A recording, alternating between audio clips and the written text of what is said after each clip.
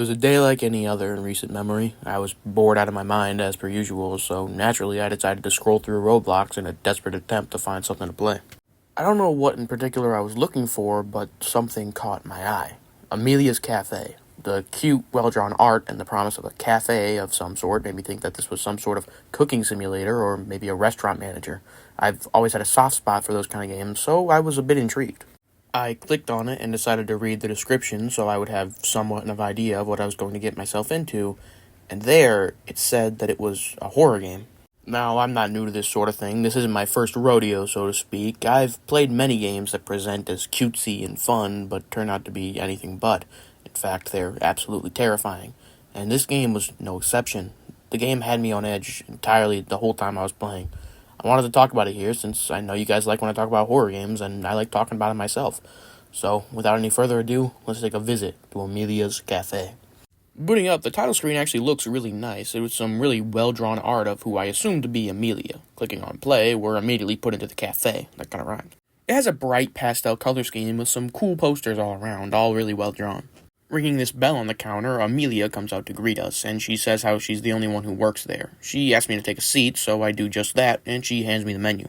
I decided to order some ramen, an eclair, and a glass of milk tea. She tells us to wait while she makes the food, but she actually is done after only a couple of seconds, with our character being really surprised. I asked her how she did it so fast, and she just gave a non-answer about how she can just work fast when we all know it's not that simple. Once she hands us our food, she explains the eating minigame to us, which, yeah, there's a minigame for eating our food. And once I was done, she said how I ate normal, whatever that means. After paying her, I tried to leave, but the door wouldn't budge. I asked her for help, and she went behind the counter into the kitchen, and the lights suddenly turned off. I went over to the door and called out for her, but there was no response. I explored around the place, but I was having trouble finding anything of note, until suddenly there was a hissing sound, and the room was actually filling with gas, and my character died, and I had to quit out of the game. Clearly, there's something wrong with this cafe. I reloaded because I knew there had to be other endings, and this time I got some different food, and I guess I did something right because she told me I ate well, and she gave me a heart-shaped key. I guess it might be used for something later on. After paying her, the door once again would not budge, and she left, and the lights went off again. This time, though, I decided to click on all the posters, and this one was actually a bit deformed, and I had the option to tear it off, which revealed a secret passage. I went down these stairs, and there was what seemed to be blood spilling out from under this door, and sure enough, when I went in, there was a pool of blood with tons of limbs floating in it. This must mean that the food we ate earlier was human flesh. Ignoring that horrifying thought, we're faced with another. This will be our fate if she catches us. We need to find a way out now. I got stuck and I didn't know what to do, so I went upstairs to see if I had missed something, but instead,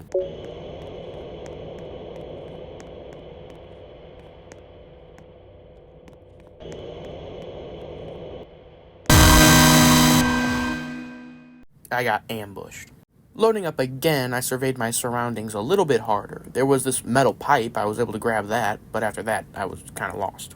There was this locked cabinet that I needed a key for, and I thought it would have been the heart one that I got from the minigame earlier, but it wasn't working, so I thought maybe the game was bugged, so I looked up a guide just to be sure. Turns out, one of the hands in the pool is actually holding a key, and we need to fetch it out with the metal pipe. It's very hard to see, especially because of how small it is and how dark the room is, so I probably never would have found it by myself, if I'm being honest. After I got the key, I was able to open up the locked cabinet, and inside was some cleaning spray, which I used to clean this uncrusted sugar slab from the floor, and I was able to push the sugar cube into the pool to use as a platform so I could climb into the chute to escape. However, before I could, she started walking downstairs, so I hid. Thankfully, though, she didn't see me. She came here to light the furnace, and she actually left a match on the ground, so I was able to use that as a light source while I was climbing up the dark chute. When I climbed up, she was right there in front of me. I could either hide or try to knock her out with the metal pipe. I took the safer option and decided to sneak attack. I smacked her, but she didn't even flinch, almost like she was made out of metal. She then called me out by my Roblox username, something she hadn't done before. She complimented my wits and my survival skills and says that we'll be playing hide and seek. She started talking about the minigame from earlier, and of course my character was confused, and that's when she dropped a bombshell.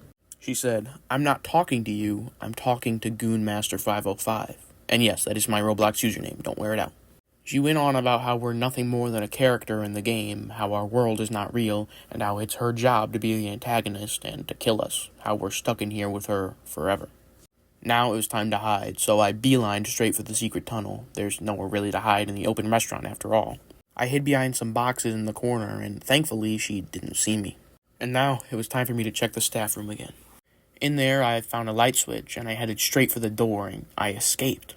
Once you got home, you couldn't stop thinking about the situation. You tried to tell the cops about the cafe, but it seemed as though they weren't doing anything about it. Or maybe she was right, and this is just a virtual world after all. You couldn't really believe what she said, though. She's probably just crazy and trying to drive you insane, too. Doesn't matter. You survived the cafe, and you will never go in there ever again. And that's the good ending, but it didn't feel that good. Our character is now aware of the nature of his world, and it seems as though there's no retribution for Amelia's actions. After all of this, I was still wondering about that heart-shaped key, though. Surely it must be used for something. And that's when I remembered something I saw in the staff room. There was a small box with what looked like a heart on it. Could this be related to it? I decided to start again and get to the point of freedom. However, instead of beelining for the door, I would check that box out. I slid over to it, put the key in, and everything suddenly started glitching. The screen went black, and our character seemingly woke up, and were greeted by someone named Lydia into her art class. And this is the true ending, and it's actually a teaser for the next game. However, that game is gonna have to wait. Let me know if you guys want to see a part 2 where I talk about it. Overall, I actually really like this game. Sure, the restaurant serving human flesh is a bit of an old trope, but I feel like they did it pretty well. The fourth wall breaks were also really nicely done. I also like the bits of foreshadowing she gives when she says kinda suspicious things. Oh, and of course, I can't forget to mention, the game looks great. It doesn't even feel like Roblox anymore. Also, all the art is really well made. I also wanted to point out Amelia's design. At first, she looks like any other cutesy anime girl, but the more you look at her, the more creepy and uncanny she becomes. Her eyes seem to follow you in an unnatural way, and her grin is a bit too wide. But yeah, anyway, everything in the game works together really well to make a great horror game. If you enjoyed the video, which I'm assuming you did since you made it this far, I'd like to ask that you like, subscribe, and maybe even comment if you think you have something to say. Also, I have a TikTok with some exclusive content. Go follow me there, link in the description. Anyway, that's going to do it for this video. Hope you have a great rest of your day, and until next time, I've been Lopal Levi, you've been a great viewer, and I'm off. See ya.